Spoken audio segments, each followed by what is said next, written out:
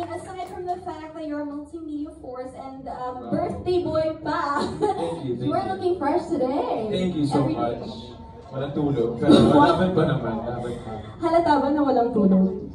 No, right? No, I couldn't. Takas pa sa inyo guys.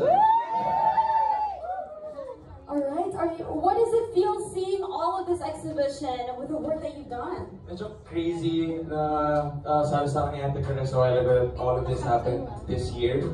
And it's only August, so medyo wild na ganyan na siya karami. But I'm very proud and grateful that I've gotten to do all these projects and be part of, to tell these stories, and also to work with all the filmmakers and musicians na nakakatrabaho ko, and even actors sa theater din. Yun, exciting. Ang daming ganap. Kaya excited ako i-share sa inyo lahat kasi... Wow, you may feel free to sit, you know, make yourself feel comfy. Okay. And then one random question. You know, talent is given na sobrang daming mong talent talaga. But time, I'm not sure. How did you fit this all for it to come out this year? It's insane. With the help of my team, yung schedule ay sila nagmamanage. So actually, I just take it day by day. Minsan, hindi ko na alam kung ano mangyayari the next day. You know, like parang I just focus on the day itself. Tapos kung ano yung mangyayari the next day, mamaya ako napapansinin. Kasi meron naman kaming synchronized na schedule. And klaro lahat sa akin yun. And medyo puno siya. Pero hindi pa po ako tumanggap ng trabaho. Gagawin po namin yan. That is our multimedia force, ladies and gentlemen. Kaya naman pala. Well, love the work ethics. That's amazing. Alright, so I'm sure everybody's excited to ask you questions. So, let's get into it. First question. Easy lang po kayo mamaya. Hello, I'll introduce myself to you. But we've met many times before. Delsa from the Manila Times. And first of all, I'd like to congratulate you because it is really very impressive. And congrats to the team also. What a novel idea to do this for Elijah. Yeah, I know. Kasi nga, syempre, parang it's just logical. I started from here, and this is where the music is. Of course, everybody knows, you know, yung range mo as an actor. But today, you know, I've been become so impressed also with your range sa music. Hindi lang ikaw nagsulat, but yung kasantalo, we see that your range of voice is also meron pang pataas, meron pang paganan, may sound na red. Akala ko it was gonna be reggae, mamaya mo rap na. I mean, it's just how you are also sa iyong pag-arte. Napakarami. Unang-una, yung music, gano'ng kalaking parte ito ng career mo and ng passion mo? Alam niyo po, this music thing naman, it's not something that I really studied. Unlike acting and film and theater na pinag-aralan ko talaga ever since I was a kid. So itong music is something that I just really enjoy. I'm a fan of OPM, I'm a fan of music, especially hip-hop music. Tapos I have friends who are musicians. Tapos I started writing and making music around 2021. Tapos as a hobby lang po talaga siya at the time.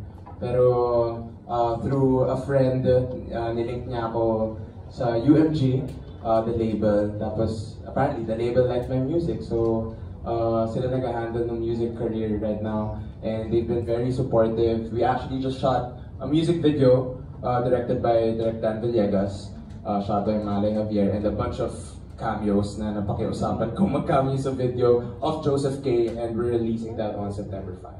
So obviously, All that. Magbo-board games ba tayo? I know, right?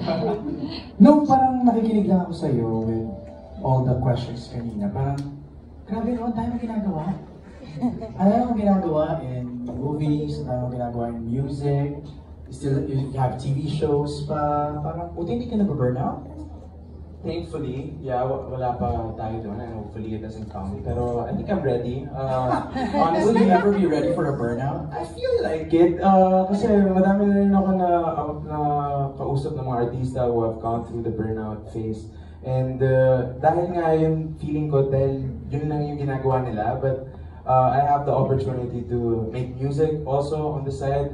If I'm burnt out from acting, maybe I can do that, or maybe I can start writing a script, you know, direct, kasi yun naman talaga yung education ko din, filmmaking and writing also. And yun yung dream ko ever since I was young, aside from being an astronaut. Pero yung dream ko talaga ay maging director also. So kung dumating man yung panahon na yun, I'm sure makakahanap tayong paraan. And good problem yung pagiging busy talaga. And it distracts, not really distracts, but it keeps me busy. And also, I'm still grieving from the loss of my brother. Kaya being busy is a great way to cope with that. And yung burnout, parang swerte ako, wala pa talaga eh. And I don't see it happening anytime soon. I just really love what I do. Like, yung mga puyata, pare, ito nga, ganyan ako buong araw nakahubad. Tapos pininturahan ng pula. Pero enjoy na enjoy ako. I don't know why. Hindi ko alam anong tama ko rin eh. Iba din ang amats mo eh. No? Yeah, I don't mean to put you in the spot, but okay, I'm counting and I'm looking at 8 films. Which one is the one to watch out for? Ooh. I know you love all of them. Yung hindi pa na-announce. Joke lang. May announce kami soon, pero hindi mo naman siya pwede isama dito. It's very exciting. I think they're announcing it sa Toronto. Tama ba? Sa Toronto Film Festival. So, that's exciting. Sana magkita-kita tayo ulit kapag nangyari yun. But for now, what is... Siyempre, this one, like, comeback ni Richard Gomez to. And it's a very exciting role for him. It's something that he's never done before. And also, I'm playing his son. I'm playing his son in this movie. Hindi ko alam. Adonis yun si Richard Gomez. Hindi ko alam ba't ako naisip nila. But yeah, we've been having fun doing this. He's the nicest and the coolest.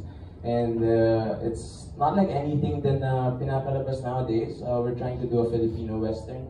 Okay. Parang yung mga Western type na films sa Philippine cinema, mga FPJ days pa yan, you know, Lito Lapid, mga gano'n. So ngayon, So parang ganyan ang feel yan. yeah, pero promise hindi kami cowboy. Ano kami dito? Pulis nga po kami. Mukha naman. Mukha naman kayong mga police dyan. Pulis kami and maganda yung dynamics ng characters namin kasi one cop is jaded na from the system and then the other is very optimistic. Idealistic. Yeah, very optimistic. So, kahit nga si Congo, sinasabi niya na parang si Juliana yung ka-eksena ko, hindi niya sinasabi sa akin ni Juliana. May mga gano'n na po siyang girid sa akin. That's exciting. But also this, I saw this a while ago for the first time, the unfinished cut, Edjo. It's a story of Edgar Hobson, a martial law activist that sadly passed away during the fight. And I saw it for the first time because we're about to finish. We're finishing our last leg. Grabe, tagal nang inaabot na, joke ha? Actually, nung napapanood ko siya kanina, niyak ako. I was watching it at ABS with CLK and CBB. And niyak ako kasi ang layo na nung narating ng pelikula. And malayo pa ang lalakbayin niya. Right. And we have a couple more days. We wrap by October. And ang husay-husay ni Ate Jody dito, Kathy Pangilinan is in it. We have a stacked cast. Like, ngayon ko lang nalaman na Cedric Juan is in it, my brother's girlfriend is in it. Like, nakakatawa yung realizations kanina while watching it. But super emotional because I've been working on this for 2 years now. And this is the longest film I've worked on. And I'm sure that it will be worth it. It's a story that's important to tell. And Edjo deserves this. You know, he deserves his story to be told in this way.